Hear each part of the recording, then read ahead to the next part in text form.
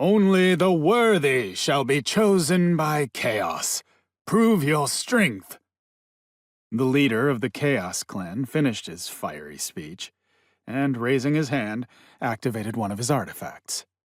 A gray cloud of all-consuming chaos burst from his ring, powerful enough to dissolve a 5th or even 6th-rank creature without a trace, and formed the clan symbol above the Battle Academy's courtyard.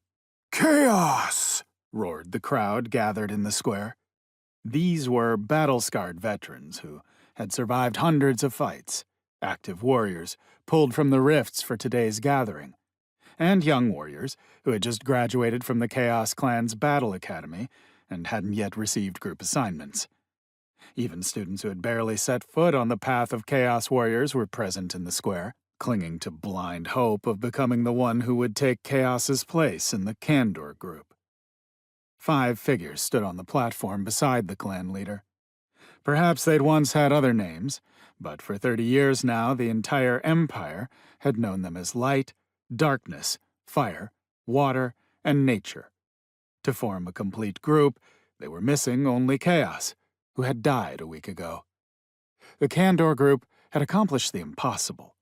They'd closed a rift of the 10th highest rank. But the price had been Chaos's life.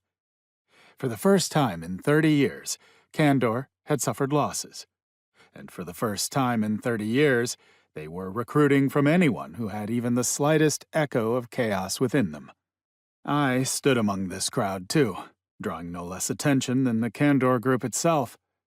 Students whispered among themselves, wondering when they'd started letting old-timers into selection ceremonies. Those who had graduated from the academy and those who had already begun their path of creature destruction looked at me with admiration. To them, I was as much a legend as the departed Chaos who had returned to his element. Active warriors saw me as both mentor and rival, wanting to prove their strength. Only the veterans looked at me with respect, as an equal.